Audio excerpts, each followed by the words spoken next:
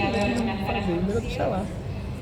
Lo que vamos a hablar el día de hoy es la parte de interpretación de laboratorios, pero específicamente el hemograma, porque tenemos diferentes tipos de laboratorios, pero vamos a hablar específicamente del hemograma.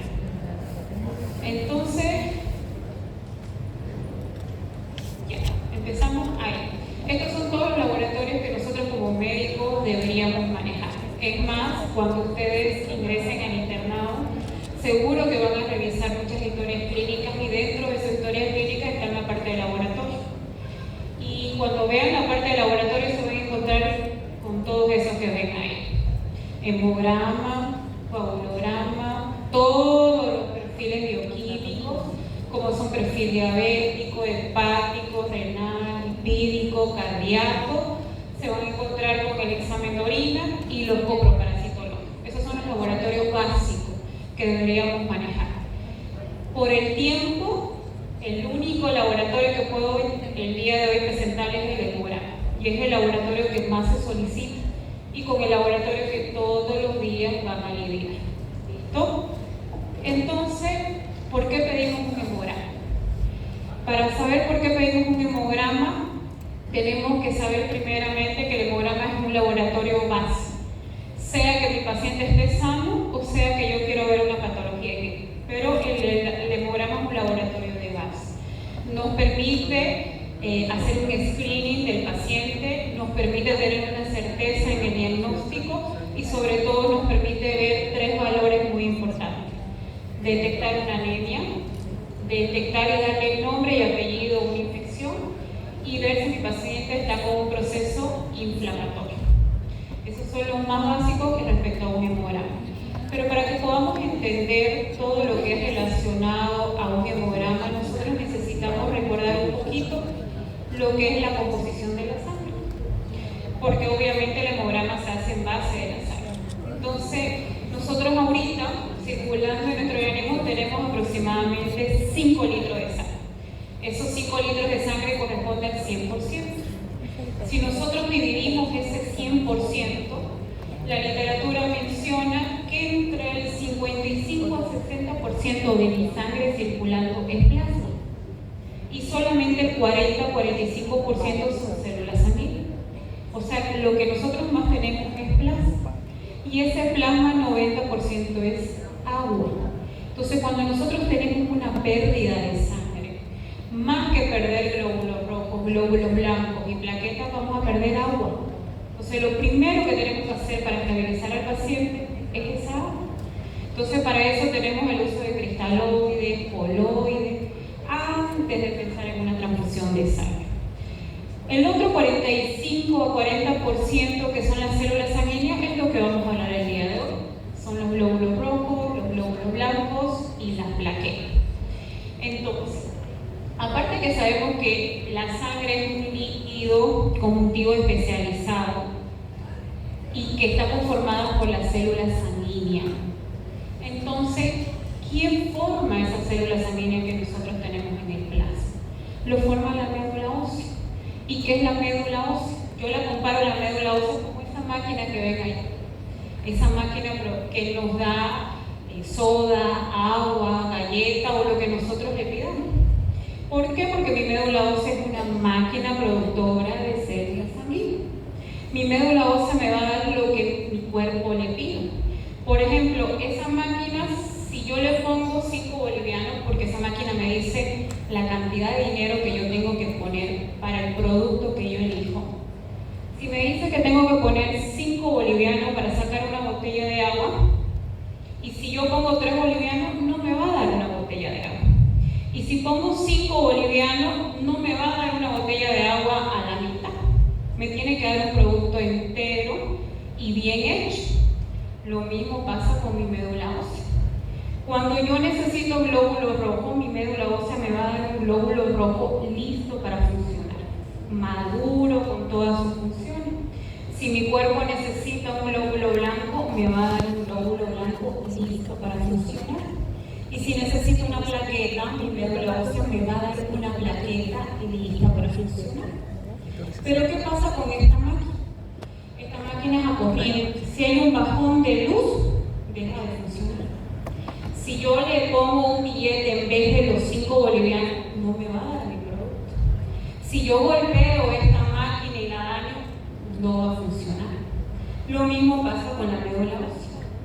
Si algo le pasa a mi médula ósea, no me va a dar un glóbulo rojo, no me va a dar un glóbulo blanco y no me va a dar una plaqueta. Por lo tanto, mi médula ósea es una máquina productora de células sanguíneas. A través de ella es lo que yo obtengo todas las células sanguíneas que leo en un hemograma. ¿Dónde está la médula ósea? En huesos. En cualquier hueso de mi cuerpo, no. Está en huesos largos y anchos, como la cresta ilíaca, como las costillas, como el fémur. ¿En qué parte del hueso? El hueso tiene una parte compacta, que es la parte dura, superficial, y tiene una parte esponjosa, que es la parte de adentro. Ahí adentro es donde está la médula ósea. Esa es la que produce las células sanguíneas. Ella es la que me produce los glóbulos rojos, la que me produce los glóbulos blancos, la que me produce las plaquetas. Pero esta médula ósea no trabaja sola.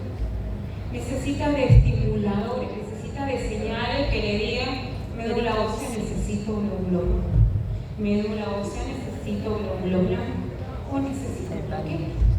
Por ejemplo, si yo tengo una pérdida de sangre, estoy con una hemorragia, necesito más glóbulos rojos. Entonces mi cuerpo va a producir una hormona llamada eritropoyetina, que va a ir y le va a tocar la puerta a la médula ósea y le va a decir: médula ósea, quiero glóbulos. Si yo estoy con dengue hemorrágico, estoy perdiendo plaquetas y necesito plaquetas, se va a formar una hormona llamada trombopoyetina. Va a ir y le va a tocar a la médula ósea la puerta y le va a decir: médula ósea, quiero plaquetas. Pero esta médula ósea tiene que activar a todo su linaje celular para dar un glóbulo rojo y para dar una plaqueta.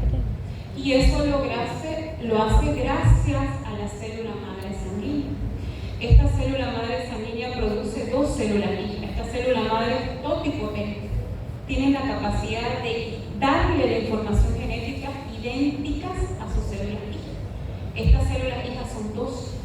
La célula madre mieloide y linfoide. Y si yo las comparo, estas 2 células hijas, yo le digo a la célula madre linfoide que es la más floja en comparación con la mieloide, porque la célula madre mieloide forma el 80% de mis células sanguíneas y la célula madre linfoide simplemente forma linfocitos. Ella no quiere formar nada más que linfocitos. En cambio, la célula madre mieloide me forma glóbulos rojos, me forma las plaquetas y me forma gran cantidad de glóbulos blancos. Eso en relación a lo que es médula ósea y lo que es sangre. Ahora sí, ya que tenemos un poquito recordando lo que es la sangre, su composición y quién produce estas células sanguíneas que nosotros en el hemograma vamos a leer, veamos la parte del hemograma. Para ver un hemograma nosotros lo vamos a dividir en 3 partes. Eritrograma, que es el estudio de los glóbulos rojos, leucograma, que es el estudio de los glóbulos blancos, y trombograma, que es el estudio de las plaquetas, que también son conocidos como trombocitos. Vamos a empezar con los glóbulos rojos. Y aquellos que llevaron la materia conmigo saben que yo el glóbulo rojo lo comparo como un bombón. ¿Por qué? Porque el glóbulo rojo es todo lo que ustedes ven en ese bombón. El glóbulo rojo, imagínense que es la envoltura de este bombón. Yo abro esta envoltura y me encuentro con la parte del chocolate. Esa es la hemoglobina. Saco la capa de chocolate y me encuentro con la galleta. Ese es el hematocrito. Saco la galleta y me encuentro con la parte de adentro que es la crema. Ese es el índice hematocrítico. Por lo tanto, si algo afecta a toda la estructura de este bombón, que es el glóbulo rojo, va a afectar completamente a todos los parámetros que está dentro del glóbulo rojo. Ahora, eso es eritrograma. Es el estudio de los glóbulos rojos, hemoglobina, hematocrito y índice hematocrítico. Cuando ustedes estén en el internado y estén por piso, estén por emergencia y en algún momento les toque tomar alguna muestra de sangre o vean el laboratorio, cada vez que vean ese tubo tapalina, ahí es donde se hace el hemograma. Aparte de hacer el al hemograma en este tubo tapa lila, podemos hacer el grupo sanguíneo. Vamos a ver ahora cada una de las partes del electrograma y comenzamos con el glóbulo rojo. Para hablar y leer el glóbulo rojo del hemograma, nosotros tenemos que recordar qué es el glóbulo rojo y las características más importantes. El glóbulo rojo, lo primero, es una célula que no tiene núcleo. El glóbulo rojo, mientras va madurando, lo saca el núcleo de su interior. ¿Por qué lo saca? Porque ocupa espacio dentro de él. Y el glóbulo rojo necesita ese espacio para meter moléculas de oxígeno. Porque el glóbulo rojo es el que transporta oxígeno a todo mi cuerpo. Entonces necesita ese espacio. Otra característica del glóbulo rojo, tiene una vida media de 90 a 120 días. Una vez cumple esa vida media en mi cuerpo, tiene que morir porque ya está viejito y no me sirve. Entonces este glóbulo rojo cumplió su vida media, va hasta el vaso y ahí muere. Por eso el vaso se llama el cementerio de los glóbulos rojos. Otra característica, mi glóbulo rojo no tiene nunca que cambiar de tamaño, color, forma ni cantidad. Entonces, si yo sé que no tiene que cambiar eso, primero debo conocer lo normal. Si no, no voy a saber detectar qué está bien y qué está mal en un hemograma. Los valores del glóbulo rojo varían. Yo siempre les digo, no es lo mismo en hombres que en mujeres, adultos y niños, o una persona que vive en altura sobre el nivel del mar que una persona que vive en planicie, que nosotros estamos acá. Porque una persona que vive en altura a nivel del mar necesita más oxígeno. ¿Y quién es el que da oxígeno? Glóbulo rojo. Por lo tanto, una persona que vive en La Paz, Oruro y Potosí siempre van a tener más cantidad de glóbulos rojos que nosotros, que vivimos acá en Planicie. Su tamaño de glóbulos rojos es aproximadamente de 4 a 7 micras.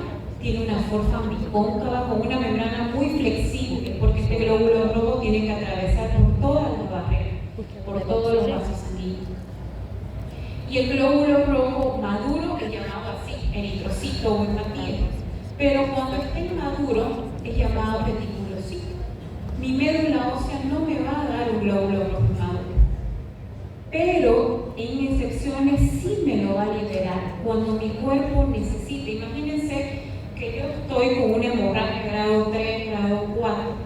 Mi glóbulo rojo en la médula ósea tarda en producirlo 3 a 5 días.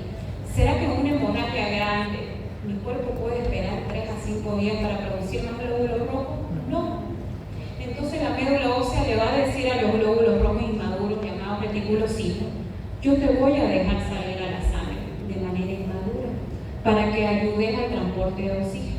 Pero después de 2 a 3 días, vos reticulocito tenés que terminar de madurar y tenés que convertirte en un eritrocito maduro, porque no podés estar circulando sangre de manera inmadura. Ni una célula en mi cuerpo puede estar circulando de manera inmadura. ¿Listo? El aumento de los glóbulos rojos existe mucho acá en Bolivia, que se llama poliglobulia, que es una condición fisiológica. Normalmente esto ocurre en personas que producen más glóbulos rojos como un mecanismo compensatorio. Por ejemplo, yo me tengo que ir a La Paz a hacer alguna práctica médica y me tengo que dar 3 a 6 meses. Y mi cuerpo, como mecanismo compensatorio, va a comenzar a producir más glóbulos rojos porque estoy en una altura donde no estoy acostumbrada a tener gran cantidad de glóbulos rojos. Lo va a producir de manera fisiológica. Yo termino mis prácticas allá 3 a 6 meses, vuelvo al departamento de Santa Cruz porque acá vivo, ya tengo 6 millones, 6,5, porque automáticamente mi cuerpo allá en La Paz tuvo que producir más por la falta de oxígeno. Pero yo vuelvo aquí y esos glóbulos rojos van a comenzar a morir porque no los necesito. Tanto nosotros cuando vamos a La Paz sufrimos porque tenemos menos cantidad de glóbulos rojos, y las personas que vienen de allá acá también, porque esos glóbulos rojos no saben qué hacer porque ellos tienen mucha más cantidad, entonces ellos se ponen rojos, se fatigan, les hace calor, el motivo porque tienen mayor producción de glóbulos rojos, mayor irrigación. Otro parámetro que se estudia en el hemograma en la serie roja es el hematocrito. Pero para entender el hematocrito, primero tengo que saber qué es. El hematocrito es la concentración de todos los glóbulos rojos que yo tengo en sangre en relación a mi sangre total o a mi plasma. El hematocrito es un buen acompañante de anemia, pero también tiene una función muy importante. El hematocrito me ayuda a ver y me ayuda a hacer un seguimiento a mí como médico si estoy hidratando bien a mi paciente o estoy sobrehidratando. Porque como se fija en la imagen, este es un hematocrito normal. Fíjense, hay más cantidad de plasma que células sanguíneas. Eso es lo normal en nuestro cuerpo. Cuando nosotros estamos con deshidratación, también es conocida como hemoconcentración, seguro que han escuchado en muchas ocasiones un paciente hemoconcentrado. Por ejemplo, el hematocrito es un laboratorio que se hace seguimiento a todo paciente con dengue hemorrágico. Un paciente con dengue hemorrágico está hemoconcentrado, está así, como lo ven en la imagen, deshidratado, porque está perdiendo agua, sus células sanguíneas aumentan su concentración. Y miren cómo estuviéramos un paciente sobrehidratado. Cuando le colocamos demasiado líquido a este paciente, estamos haciendo que aumente su cantidad de plasma y disminuya la concentración de glóbulos rojos. El hematocrito, por supuesto, varía de acuerdo a la edad y de acuerdo al género. Todas las series rojas siempre las vamos a tener mejor, menor las mujeres y mayor los hombres en valores. Hemoglobina, otro parámetro de la serie roja, y es el más importante para identificar anemia. ¿Por qué? Porque la hemoglobina es el que nos dice si hay o no hay anemia en mi paciente. No son los glóbulos rojos, no son el hematocrito. Es más, ustedes cuando comiencen a leer hemogramas van a ver que muchos pacientes están con anemia y los glóbulos rojos normal y el hematocrito normal. Lo que nunca va a estar normal cuando hay anemia es la hemoglobina. Eso es lo primero que comienza a bajar. Por lo tanto, ¿qué es la hemoglobina? Es una proteína que está conformada por un grupo globínico y un grupo hemo. En el grupo hemo está el hierro y en el grupo globínico están las cadenas alfa y beta. Otra función que tiene la hemoglobina, esta hemoglobina me permite, además de saber si mi paciente tiene anemia, saber qué tipo de anemia tiene. Según su valor de la hemoglobina, yo puedo saber si mi paciente está con anemia leve, moderada, severa. Pero ¿por qué es importante que yo sepa en qué estado de anemia está mi paciente? Porque una anemia leve, yo puedo tranquilamente cambiar los hábitos alimenticios, dar hierro vía oral y les aseguro que el paciente responde. Si la anemia es moderada, no me va a funcionar lo mismo. Yo voy a necesitar colocar quizás hierro intramuscular o vía endovenosa. Endovenosa me va a responder mejor. Y si mi paciente está con una anemia grave, no me va a funcionar la alimentación, no me va a funcionar vía oral, ya no me va a funcionar vía endovenosa, sino que voy a necesitar transfundir sangre a mi paciente. Por eso es muy importante ver en qué estado de anemia está mi paciente.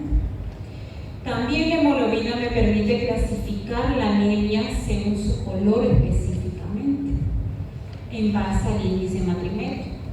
Me permite clasificar en 3. Cuando el color de mi glóbulo rojo está normal, es una anemia normocrómica. Cuando mi glóbulo rojo está más pálido, es una anemia hipocrómica. Y cuando está más fuerte su color, es una anemia hipercrómica. Cada una de ellas existen diferentes motivos. Por ejemplo, una anemia hipocrómica es la anemia por deficiencia de hierro. Ahorita vamos a ver eso más adelante. Listo, ¿qué les dije aquí? Que la hemoglobina es la que me indica anemia. Y cuando yo hablo de anemia, específicamente acá, Bolivia, Perú, Argentina, Chile, también tiene diferentes niveles a nivel del mar, departamentos.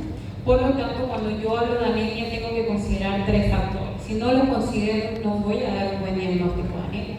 Tengo que considerar la edad. No es lo mismo hacer un diagnóstico de anemia de un adulto que un niño. Debo considerar el género, no es lo mismo en hombres y en mujeres. Y debo considerar a nivel del mar. No es lo mismo una persona que vive a altura a nivel del mar, que le estaba hablando de eso, a una persona que vive en planicie. Ahora, estábamos hablando del índice hematrímetrico, último parámetro de la serie roja, y lo voy a explicar con ese cuadro que ustedes ven allá. El índice hematrímetrico es una prueba que está formada por 3 parámetros: volumen corpuscular medio, hemoglobina corpuscular media y concentración de hemoglobina corpuscular media. Cada una de ellas tiene una función específica. Si ustedes se fijan, estos son glóbulos rojos. El primer glóbulo rojo se está midiendo el tamaño. Eso lo hace el volumen corpuscular medio. Me mide el tamaño de cada uno de mis glóbulos rojos circulando en sangre. Lo hace en base a un valor de referencia. Cada laboratorio maneja su propio valor de referencia. Yo puedo tener un laboratorio y manejar cierto valor.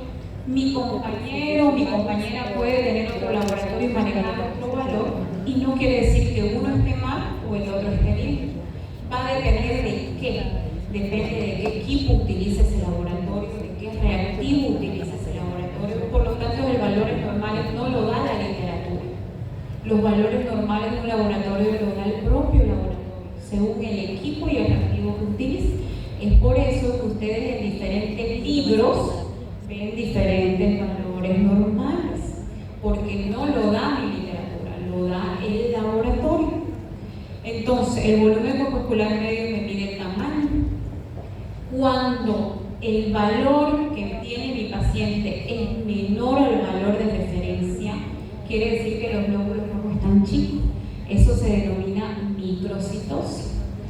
Cuando el valor de mi paciente está por arriba del valor de referencia que me da el laboratorio, quiere decir que los glóbulos rojos están grandes. Eso se denomina macrocitosis. Y si está dentro del valor normal, quiere decir que mis glóbulos rojos están normales. Ejemplo, una anemia microcítica, anemia ferropénica. Una anemia macrocítica, anemia por déficit de vitamina B12 o anemia por déficit de ácido fólico. La otra parte es la hemoglobina corpuscular media y la concentración de hemoglobina corpuscular media. Estas yo les digo que son gemelas, son hermanas gemelas, porque no se separan ninguna de la otra y las dos cumplen la misma función. Las dos miden el color de los glóbulos rojos. Si una sube, la otra también. Si una baja, la otra también. Quizás no en la misma proporción, pero la acompañan. Estas dos pruebas llamadas hemoglobina corpuscular media y concentración de hemoglobina corpuscular media me dice el color de los glóbulos rojos. Si está dentro de su valor normal, son glóbulos rojos normocrómicos. Si están menos de su valor normal, son glóbulos rojos hipocrómicos. Y si están por arriba de su valor normal, son glóbulos rojos hipercrómicos. Ejemplo, una hipocromía yo la puedo ver en anemia ferropénica. Una hipercromía yo la puedo ver en anemia hemolítica. Cada una de estas anemias tiene una clasificación morfológica. Listo, esto es serie roja. Ahora vamos a la serie blanca. Cuando hablamos de la serie blanca hablamos del leucograma, hablamos de los glóbulos blancos. Para estudiar a los glóbulos blancos dentro del hemograma los vamos a dividir en dos. Los glóbulos blancos totales, que son todos los glóbulos blancos que circulan en mi sangre, que son entre 5.000 a 10.000 células por milímetro cúbico. Y hablamos de los tipos de glóbulos blancos que nosotros tenemos. Los tipos de glóbulos blancos que nosotros tenemos se dividen en dos poblaciones, como lo pueden ver ahí. En primer lugar, tenemos 5 tipos de glóbulos blancos. Estos 5 se dividen en dos grupos. Polimorfonucleares, que son aquellos, como dice su nombre, muchos. Tiene varios núcleos en su interior. Esos son 3, neutrófilo, sinófilo y basófilo. Mononucleares, ¿qué quiere decir mono? 1. Ellos solamente tienen un solo núcleo en su interior. Ellos son los linfocitos y monocitos. Ahora sí podemos estudiar. Cuando yo tengo los glóbulos blancos aumentados se denomina leucocitosis. Cuando yo los tengo disminuidos se denomina leucopenia. Ustedes tienen que acostumbrarse a leer el hemograma de esa manera. Decir, hay presencia de leucocitosis, hay presencia de leucopenia. Ahora, en el hemograma nosotros vamos a ver que los glóbulos blancos, específicamente la fórmula leucocitaria, la encontramos en valores de porcentaje o lo encontramos en células por milímetro cúbico. La mayoría patológicos. Se maneja el valor en porcentaje, el valor relativo. Fíjense que vamos a empezar con los neutrófilos. Los neutrófilos es el glóbulo blanco más abundante en mi sangre, es el que más tenemos. Su valor normal del 100% de los glóbulos blancos, la literatura dice que tenemos entre 55 a 70, algunas 65% de glóbulos blancos. Los neutrófilos nos defienden de infecciones bacterianas. Y cuando encontramos neutrófilos inmaduros, los conocemos con callados. Pero recuerden ustedes, mi médula ósea está programada para darme células maduras y funcionales. No me va a liberar inmaduro, excepto que mi cuerpo no esté pudiendo controlar algo. Solo ahí me lo va a liberar inmaduro. Y cuando yo vea una célula inmadura, me está diciendo que algo no está bien en el paciente. Porque ustedes saben que el cuerpo trata de compensar todo. Listo, los linfocitos. Los linfocitos es el segundo glóbulo blanco más abundante. Esto nos detecta procesos virales. Vamos con los monocitos. Los monocitos nos indican todo tipo de infección. Los monocitos no tienen prioridad para bacterias, no tienen prioridad para virus, no tienen prioridad para parásitos. Su función de ello es fagocitar todo extraño que ingrese a mi cuerpo, ya sea un virus, ya sea una bacteria, ya sea un hongo, ya sea un parásito. Eosinófilos. Los eosinófilos son células indicadoras de procesos parasitarios y procesos alérgicos. Los basófilos, su función es detectar procesos alérgicos, porque si ustedes miran la imagen que está ahí, tiene varias granulaciones. Cada una de esas granulaciones en su interior hay histamina, y la histamina es un precursor de alergia. Entonces, cuando ustedes vean elevación de basófilos, está diciendo que en el paciente está ocurriendo un proceso alérgico.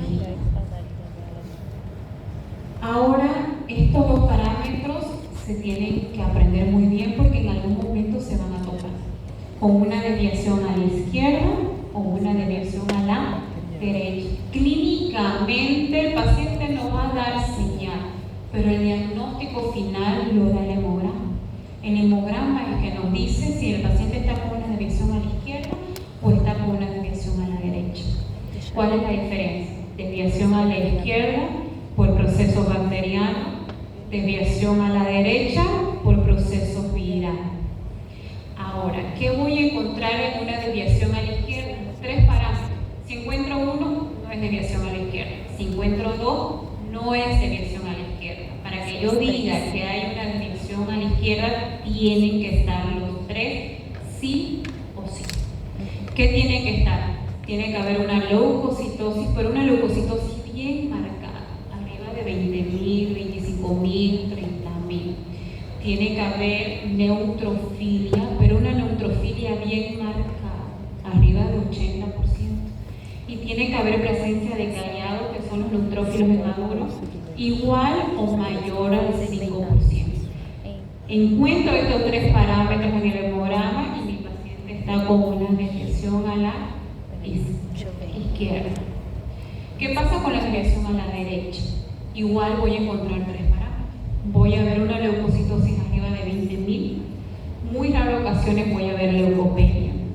El que me va a decir que una desviación a la derecha son los linfocitos, porque es viral.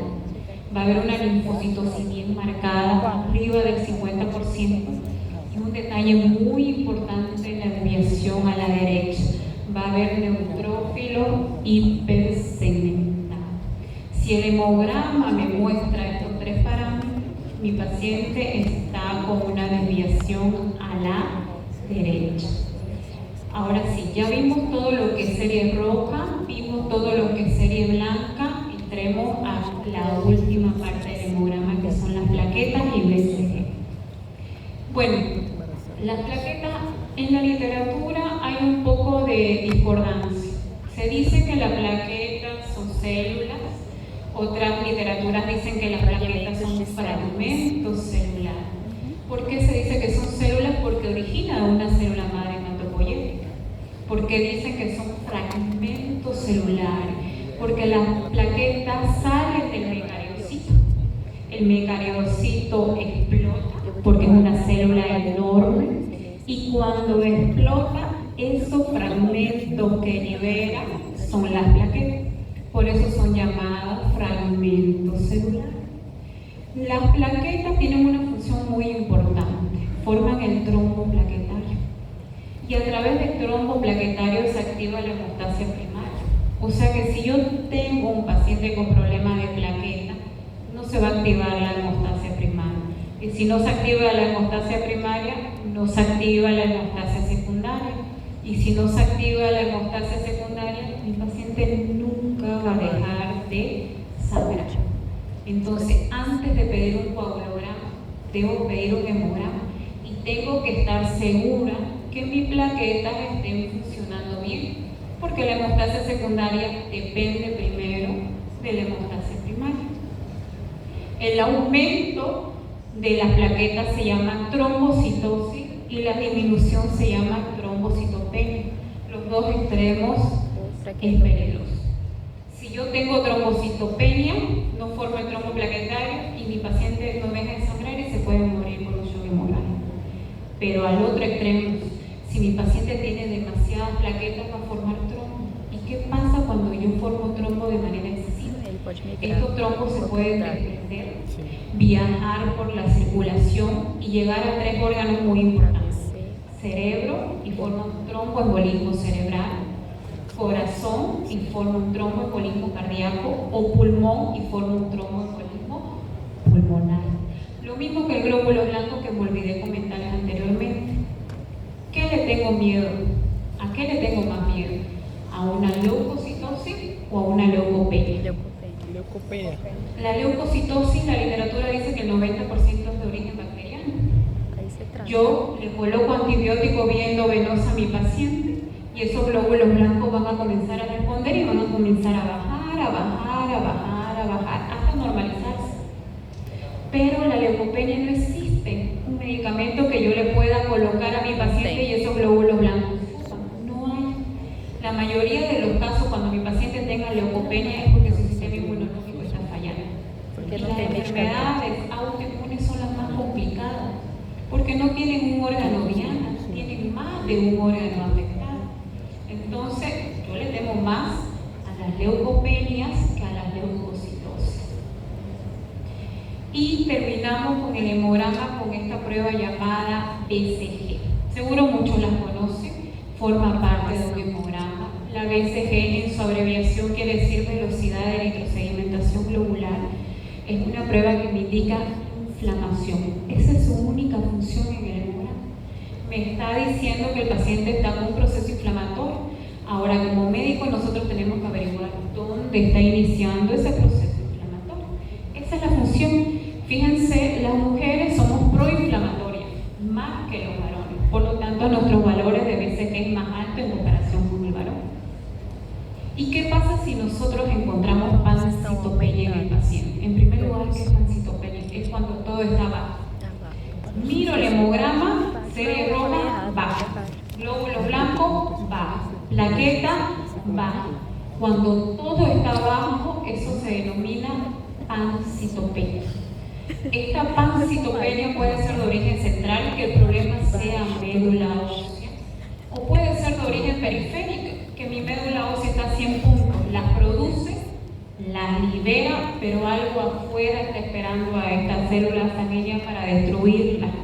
¿Qué puede ser ese algo? Un autoanticuerpo, un fármaco, una droga que lo destruye y no deja que estas células sanguíneas estén en mi torrente sanguíneo. Bueno, vamos a ver este caso clínico para terminar. Se supone que con esto ya pudieran resolver este caso clínico. Tengo un paciente de 45 años, femenino. Saben que entre varones y mujeres, las mujeres tenemos más baja la serie roja. Este paciente presenta sueño, falta de apetito, se le toma una muestra de sangre para hacer un hemograma y tenemos que ver en este hemograma que está normal, que está disminuido, que está alto para poder dar un diagnóstico. Ahí está el hemograma y recuerden que ustedes tienen que comenzar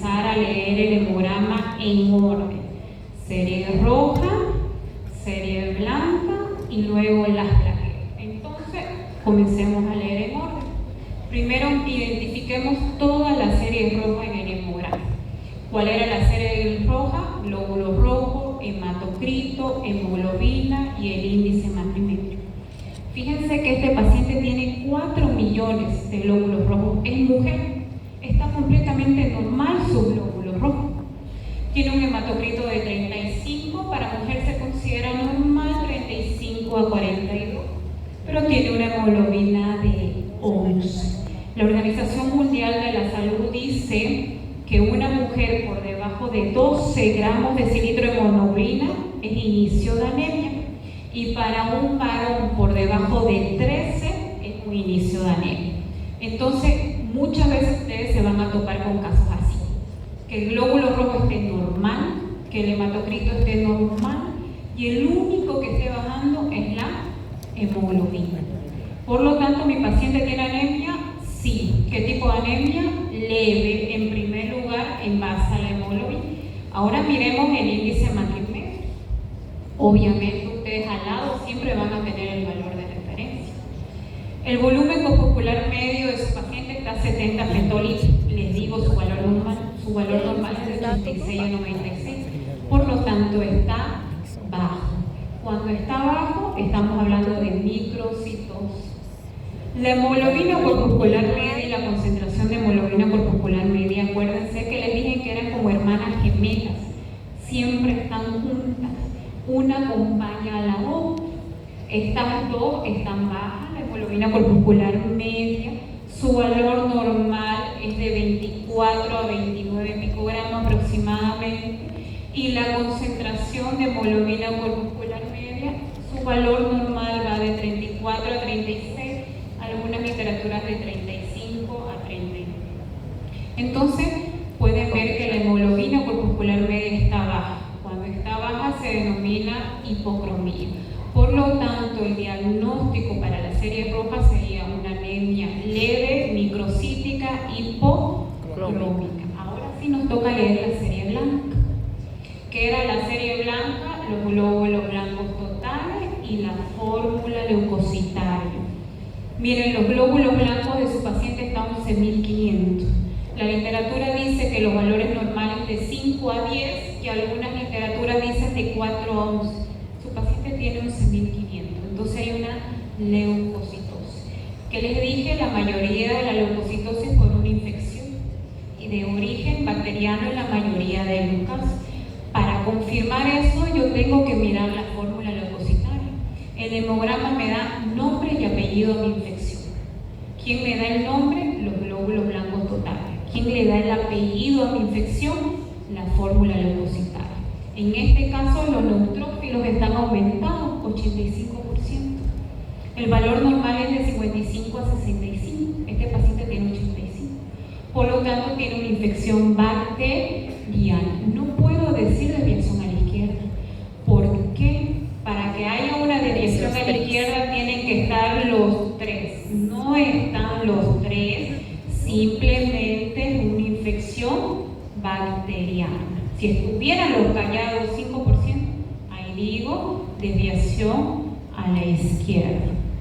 Y nos vamos con la última parte, que son las plaquetas. Fíjense, el paciente tiene 100.000 de plaquetas.